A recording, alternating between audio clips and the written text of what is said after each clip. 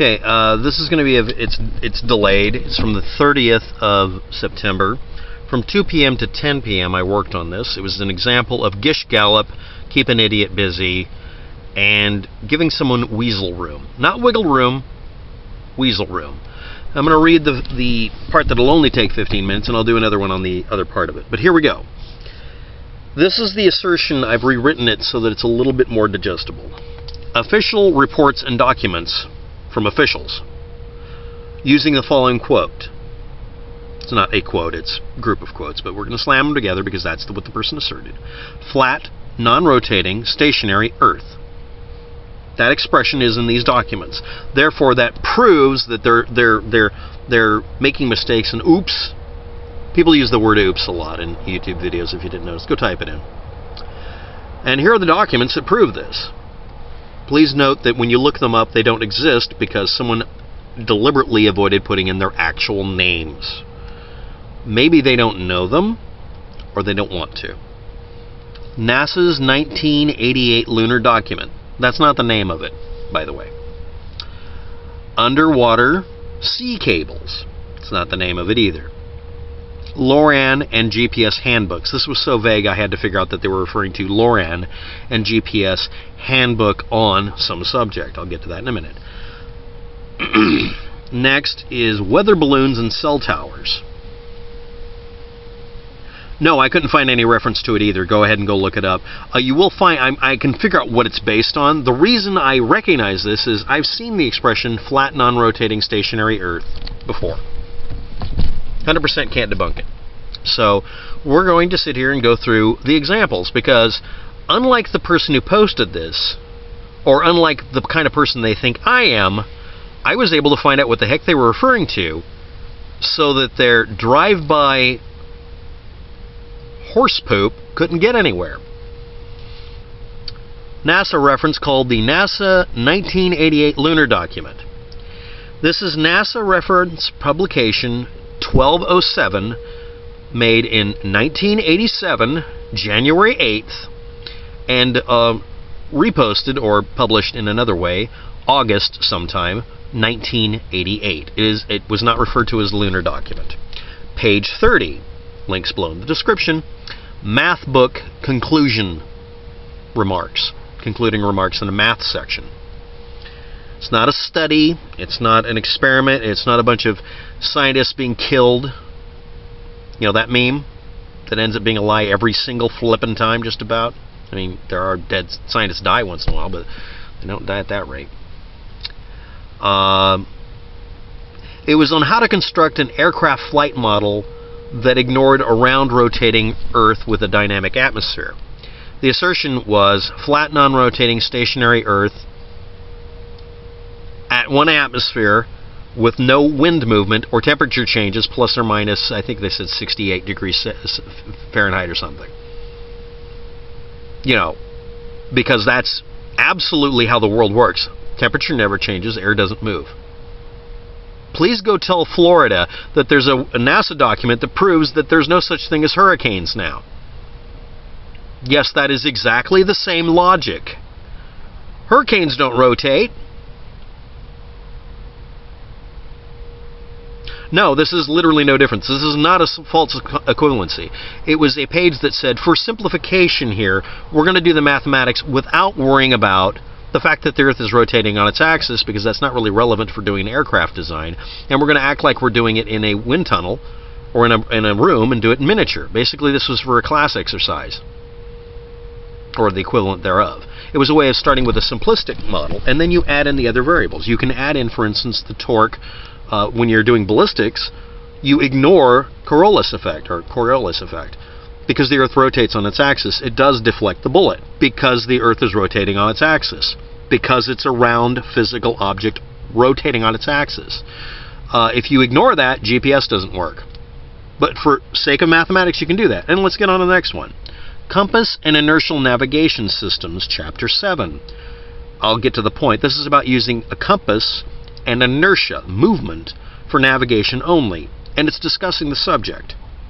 And it's on Chapter 7, page 12, 27, 31, 33, and 47. And Yeah, it includes the same expression, flat, non-rotating, stationary Earth, several times. But then it includes this quote. The Earth, of course, is not flat. This is called the preface, by the way. You know, the thing you read before you do stuff. It's not flat, neither is it exactly round. Its radius at the poles is less than the radius of the equator. Someone will, of course, mix that up in their head and have an argument now. It also spins about its polar axis and orbits around the sun. It also contains many, many people from China. These are not parts of our equation. I'm sticking that in, obviously. You must take all of those factors into account and correct them, or correct for them is what was supposed to be in there. It was a blurry PDF. Except for the Earth's motion in orbit around the sun. And actually, we now found out you have to correct for that, too. Once you've accomplished these corrections, you may navigate the Earth by inertial means only. But since you can't correct for them without measuring them, you can't. There's a whole section on the idea of using inertial navigation and compasses. This is how bombs were done, like the buzz bomb. It's not accurate. Well, it's close enough, but it's a bomb. It doesn't matter. This is basically part of a chapter on why you can't just use inertial movement. You use that within plus or minus like 80 feet or whatever to compensate for, at the time, the fact that GPS deliberately had defects in it inserted so that you couldn't have a navigation with a bomb done. That'll be another video, but this is something that people don't want to listen to, so I'll just get on to the next one. Limitless Sky, Air Force Science and Technology Contributions, page 14. As a simplification, assume the GPS satellites are stationary, even though they're not, and that the user is upon a flat, non-rotating Earth, even though it isn't. All of the satellites are synchronized, which they aren't necessarily all the time. That's also part of the problem. And transmit a signal at the exact same time, and then the rest of it is at the same intensity level, and are received equally well because they're not moving. Now we'll do the math. And then it says, now let's do a real-world example where all of those things are completely wrong, but one at a time, and see what effects they have, theoretically, and then we will test them in a lab.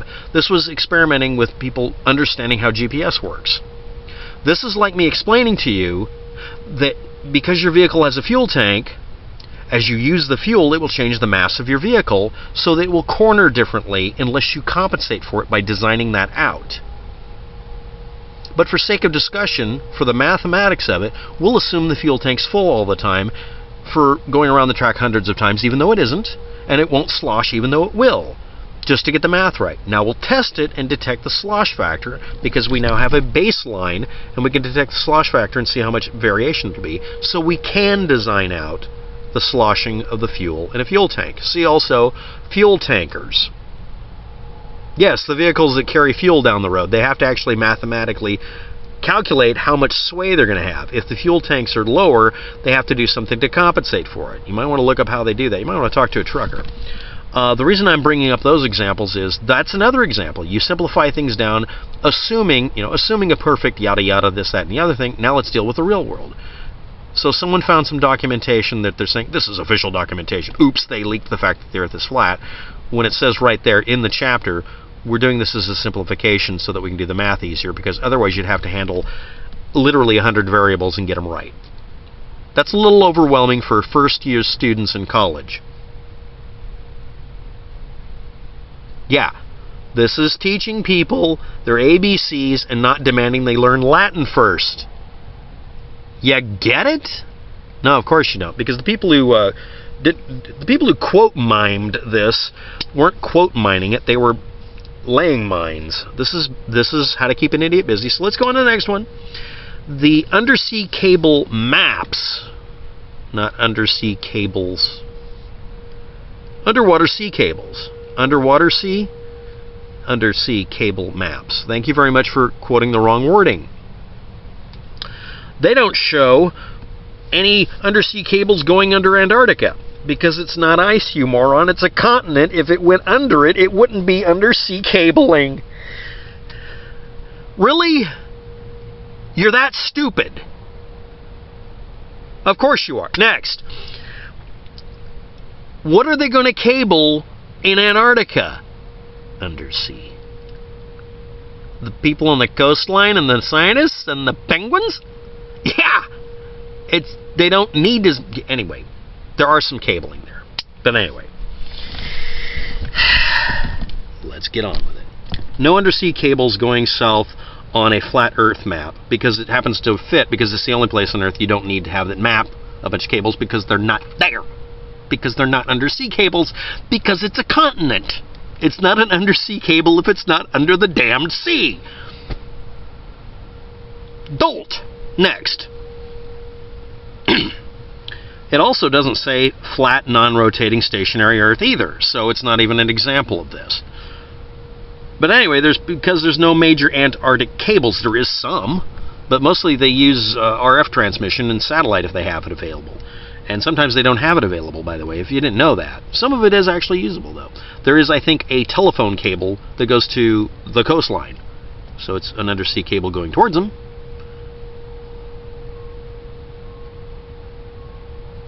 What this really was is a reference to them using, for this kind of map, a map that doesn't include Antarctica. Because it's not an undersea cable location, damn it, it's a continent. Anyway, next, let's just move on. God help us all, at least me, for crying out loud. Seriously, the stupid it burns.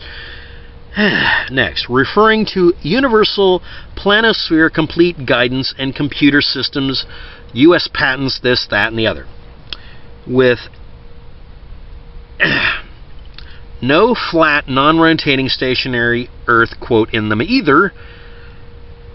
And it's for time charts, because time charts don't need to care. You're already mapping out the time zones for the patents. It was for seeing time zones in different areas, and time zones are caused by the fact that the Earth is rotating on its axis. So by the definition, you're saying, yes, there are people who believe there's no such thing as a time zone, because that makes sense. The reason they bring this up is it doesn't include the quote you're talking about, so it's not an example of the quote, just like the undersea cable one doesn't include this quote. Next. NASA Technical Report document, number god-awful long, and it was done 1985, January 1st, and 1995, November 13th.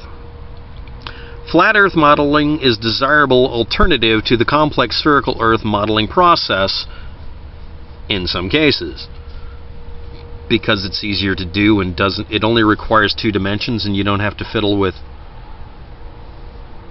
3-dimensional math, which adds another dimension to the problem. Okay, next. This was cited by somebody, I'm not kidding. Next. Aircraft Flight Dynamics and Control, Wayne Durham. Because this expression ignores all terms resulting from the rotation of the Earth and does not depend on the Earth's curvature, it is commonly called the flat Earth approximation. And then there's an equation. Flat, non-rotating Earth.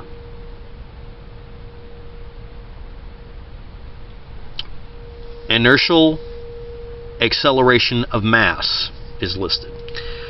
Then it goes on. A simplified model is a description of a system or process to assist in calculations and predictions. It's also simple models that assume masses are just points with no volume, or models that ignore the effects of the atmosphere resistance. That's also one of them I just did. They're used all the time, but that doesn't mean by definition, because for the sake of argument we're going to ignore air, or the fact that things that weigh something usually are bigger than a pinprick, that they have no volume, or we're not going to assume that they have no resistance. They're just ignored for the sake of the discussion to make the math easier, to make it easier to do the diagrams on a piece of paper for somebody learning math. No one claimed the Earth is flat in any of the docs.